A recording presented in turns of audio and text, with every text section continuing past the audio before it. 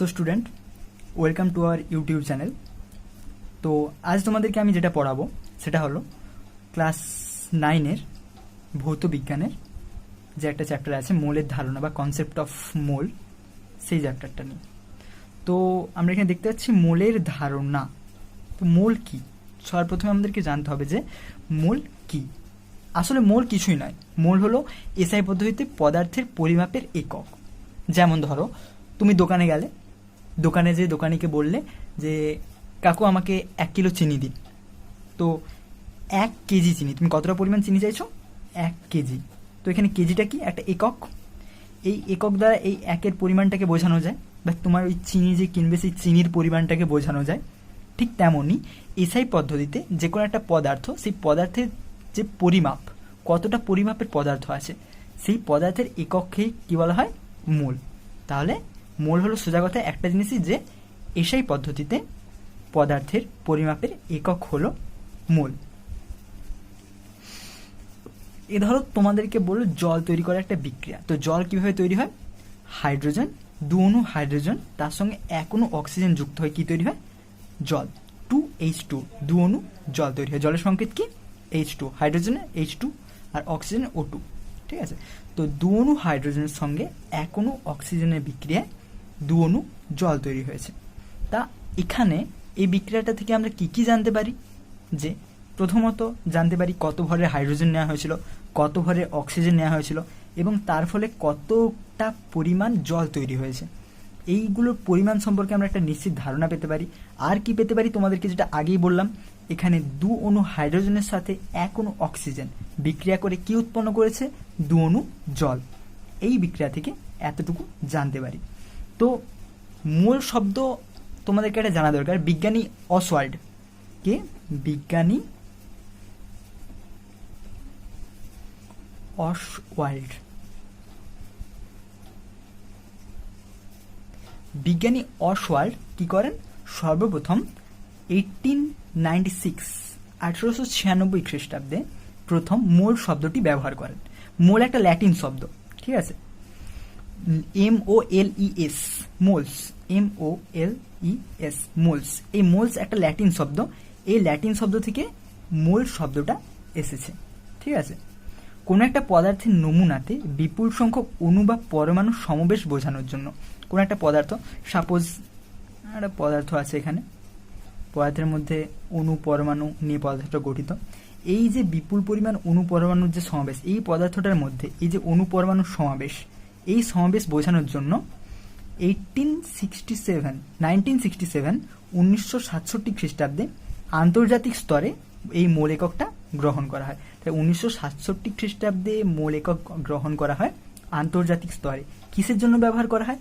কোনো পদার্থের নমুনাতে বিপুল সংখ্যক অণু বা পরমাণুর সমাবেশ বোঝানোর জন্য 1967 খ্রিস্টাব্দে আন্তর্জাতিক স্তরে, বা আমাদের যে আন্তর্জাতিক যে সংস্থা আছে সেখানে 1967-এ কি ব্যবহার করা হয়? মোল একক ব্যবহার করা হয়।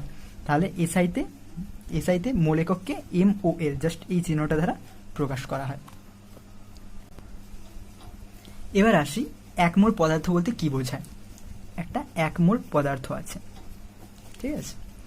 তো 1 মোল পদার্থ ধরলাম, একটা পদার্থ, এটা একটা পদার্থ, সলিড পদার্থ বা কঠিন পদার্থ। এটা পরিমাণ কত? 1 মোল। এটা 1 মোল। তাহলে এই 1 মোল পদার্থের মধ্যে কি কি আছে? এটা হলো যে একটা জিনিস, যে কোনো পদার্থের 1 মোল। 1 মোল একটা পরিমাণ, তোমাদেরকে আগেই জানিয়েছি আমি। যে কোনো পদার্থের পরিমাপের একক হলো মোল, ঠিক আছে? তো একটা এসআই একক মোল। তো এটা একটা পদার্থ, এর একটা পরিমাপ, এটা পদার্থের একটা পরিমাপ, যার কতটা যে পরিমাপ, যেটা 1 মোল, ঠিক আছে? তো এই 1 মোলের মধ্যে কি কি আছে? কোনো পদার্থের 1 মোল বলতে বোঝায় ওই পদার্থটার মধ্যে, অর্থাৎ এই পদার্থটার মধ্যে অণু কতগুলো থাকবে? অণু, এই পদার্থের মধ্যে অণু থাকবে 6.022 ইন্টু 10⁻23 এতগুলো অণু থাকবে টি। তো এই পদার্থের মধ্যে এতগুলো অণু থাকবে। তো এতগুলো যদি অণু থাকে, তাহলে স্বাভাবিক তোমাদের মনে ধারণা আসবে যে এর মধ্যে পরমাণু কতগুলো থাকবে। সেম জিনিস, 6.022 ইন্টু 10⁻23 টি। কোনো 1 মোল যে কোনো পরিমাণ পদার্থের মধ্যে অণু সংখ্যা 6.022 ইন্টু 10^23t এবং পরমাণুর সংখ্যাও 6.022 ইন্টু 10^23t। এই যে এই সংখ্যাটা তোমরা বলবে এটা একটা কনস্ট্যান্ট সংখ্যা ধরা হচ্ছে, এই সংখ্যাটা কি? 6.022 ইন্টু 10^23। এই সংখ্যাটি, এটা যে একটা সংখ্যা, এই সংখ্যাটা কি সংখ্যা? এটা ধ্রুবক। সাধারণত এটা একটা ধ্রুবক, এটাকে এন এ চিহ্ন দ্বারা প্রকাশ করা হয়, এরকম ক্যাপিটাল এন আর ক্যাপিটাল এ, কিন্তু এটা কোথায়? নিচে আসবে, এন এর ঠিক নিচের দিক করে। এই এন এ চিহ্ন দ্বারা এই অ্যাভোগাড্রো সংখ্যাকে প্রকাশ করা হয়, এটাকে বলা হয় অ্যাভোগাড্রো সংখ্যা। আচ্ছা, এই যে 6.022 ইন্টু 10^23, এটাকে অ্যাভোগাড্রো সংখ্যা বলা হয় কেন? কারণ অ্যাভোগাড্রো, এটা একটা অ্যাভোগাড্রো ধ্রুবক, ঠিক আছে? এটা কোনো একই রাশি নয়, এটা অ্যাভোগাড্রো সংখ্যা, অ্যাভোগাড্রো ধ্রুবক, দুটার মান সমান হলেও এটা একই রাশি নয়। যে কোনো পদার্থের মধ্যে, যে কোনো পদার্থ, তাহলে তার 1 মোল পরিমাণের মধ্যে কি থাকবে?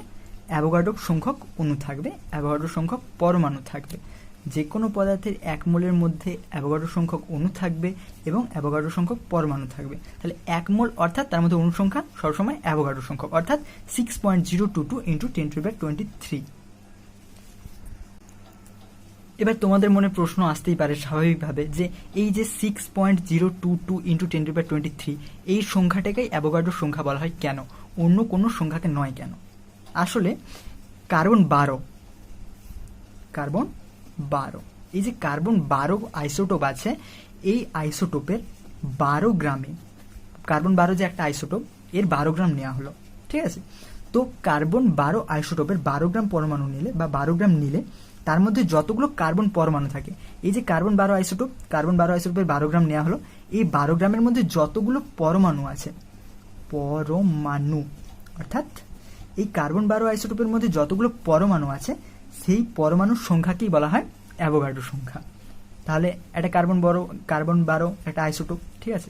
এই আইসোটোপের একটা 12 গ্রাম নেওয়া হলো, এই 12 গ্রামের মধ্যে কার্বনের যতগুলো পরমাণু আছে, এটা সাপোজ একটা কার্বন, এটা কার্বন একটা গঠন ধরলাম, সাপোজ এটা একটা কার্বনের গঠন, তো এটা 12 গ্রাম নেওয়া হলো, এর থেকে 12 গ্রাম নেওয়া হলো, এত দূর ধরলাম, এটা হলো 12 গ্রাম, সাপোজ এটা হলো 12 গ্রাম। তো এই 12 গ্রামের মধ্যে কার্বনের যতগুলো অণু আছে বা যতগুলো পরমাণু আছে, এই কার্বন 12 আইসোটোপের 12 গ্রামের মধ্যে যতগুলো, এই যে এই জায়গায় যতগুলো পরমাণু আছে, তাকে বলা হয় কি? অ্যাভোগাড্রো সংখ্যা। তো এই কার্বন 12 গ্রামের মধ্যে কতগুলো পরমাণু থাকবে? 6.022 ইন্টু 10^23। ক্যালকুলেশন করে দেখা গেছে কার্বন 12 আইসোটোপের 12 গ্রামের মধ্যে পরমাণু সংখ্যা 6.022 ইন্টু 10^23। এই মানটাকে কনস্ট্যান্ট ধরে সমস্ত মোলের মান নির্ণয় করা হয়। তাহলে তোমাদের কি বললাম? যে কোনো পদার্থের 1 মোলের মধ্যে অ্যাভোগাড্রো সংখ্যক অণু বা পরমাণু বর্তমান। তাহলে তোমাদেরকে যদি বলা হয় 1 মোল হাইড্রোজেন, 1 মোল হাইড্রোজেন পরমাণু, অর্থাৎ এর মধ্যে এই পরমাণু সংখ্যা কত? 1 মোল হাইড্রোজেনের মধ্যে পরমাণু সংখ্যা কত হবে? 6.022 ইন্টু 10^23। যদি বলা হয় 1 মোল হাইড্রোজেন অণু,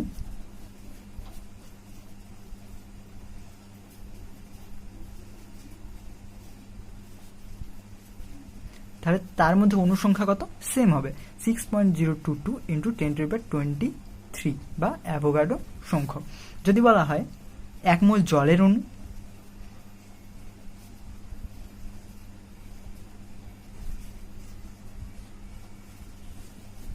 অণু সংখ্যা কত হবে? Same 6.022 into 10^23t। যদি বলা হয় 1 মোল ইলেকট্রন, তাহলে 1 মোল ইলেকট্রন সমান কতগুলো ইলেকট্রন হবে? 6.022 ইন্টু 10^23t। অর্থাৎ ব্যাপারটা হলো যে কোনো পদার্থের 1 মোল, যে কোনো পদার্থের 1 মোল পরিমাণ, অর্থাৎ তার মান কত হবে? 6.022 ইন্টু 10^23t। এটাই হলো ব্যাপার। এবার তোমাদের ধারণা হলো যে 1 মোলের মধ্যে কত সংখ্যক অণু থাকে। এবার তোমাদের আমি জানিয়ে রাখি যে কোনো পদার্থের 1 মোল পদার্থের আয়তন কত হয়? 6.022 ইন্টু 10^23 সংখ্যক অণু থাকে 1 মোল পদার্থের মধ্যে, কিন্তু 1 মোল পদার্থের আয়তন কত হয়? 1 মোল পদার্থের যে কোনো পরিমাণ 1 মোল পদার্থের আয়তন হয় 22.4 লিটার। তাহলে যে কোনো পদার্থের 1 মোল পরিমাণের আয়তন কত? 22.4 লিটার। পরের টপিকে আসি, বিজ্ঞানের বিভিন্ন শাখায় অ্যাভোগাড্রো সূত্রের গুরুত্ব। তাহলে আমাদের যে অ্যাভোগাড্রো সংখ্যা আছে বা অ্যাভোগাড্রো সূত্র আছে, তো এই যে এই অ্যাভোগাড্রো সংখ্যা আছে, এই সংখ্যার গুরুত্ব কি? বিজ্ঞানের বা সায়েন্সের শাখায় এই অ্যাভোগাড্রো সংখ্যার গুরুত্বটা কি? অ্যাভোগাড্রো সংখ্যা সমান কি জানি আমরা, যেটা বলেছিলাম 6.022 ইন্টু 10⁻23 টি, বা এটা লেখা হয় NA দ্বারা। তো এখন ধরা যাক 23 গ্রাম সোডিয়াম। তো 23 গ্রাম সোডিয়াম, সোডিয়ামের আণবিক ভর কত? আমরা সবাই জানি সোডিয়ামের আণবিক ভর 23। অর্থাৎ এই যে 23 গ্রাম সোডিয়াম আছে, যার আণবিক ভর 23, সোডিয়ামের আণবিক ভর 23, অর্থাৎ সোডিয়ামের মোল সংখ্যা হলো 1। তাহলে 23 গ্রাম সোডিয়ামকে কি বলা হয়? 1 মোল। তাহলে 23 গ্রাম সোডিয়ামকে বলা হয় কি? 1 মোল। তাহলে এখানে যদি বলা হয় তাহলে 1 মোল সোডিয়াম সমান 23 গ্রাম, 0.5 মোল সোডিয়াম সমান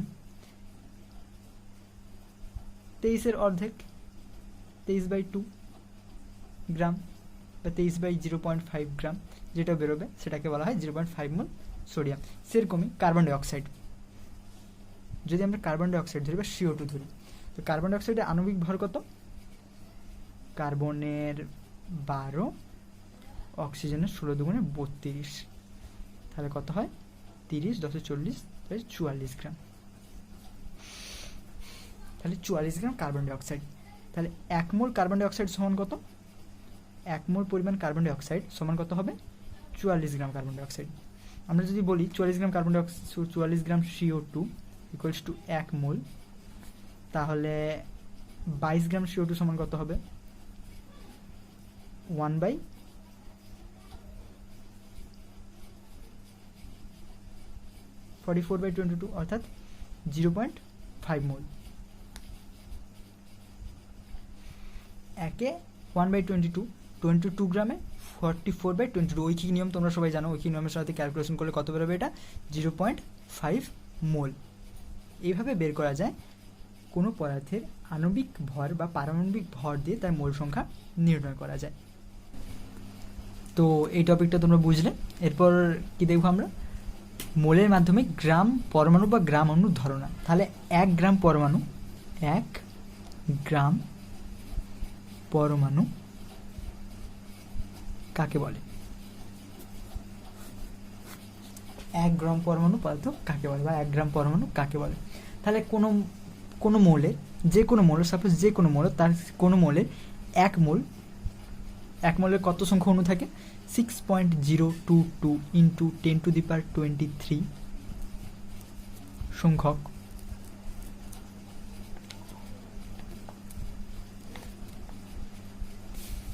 অণু থাকবে।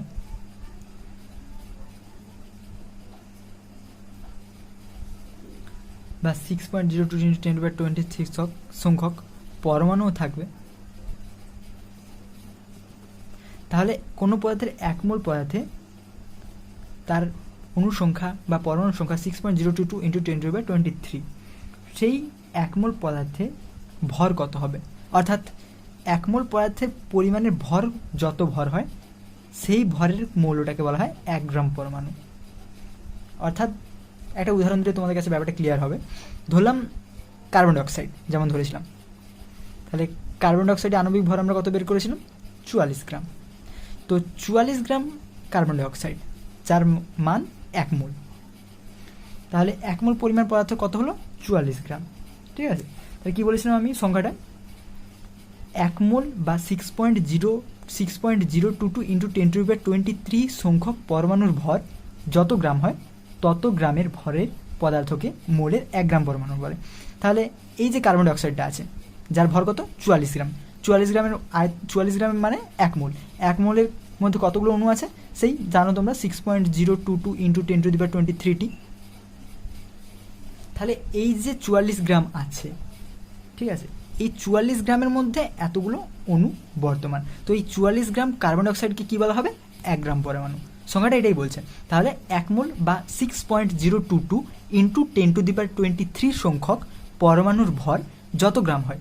তাহলে এতগুলো পরমাণুর ভর কত? 44 গ্রাম কার্বন ডাইঅক্সাইডের ক্ষেত্রে। কিন্তু শুধুমাত্র কার্বন ডাইঅক্সাইডের ক্ষেত্রে কি এতগুলো এই ভরটা 44 গ্রাম কার্বন ডাইঅক্সাইডের ভর।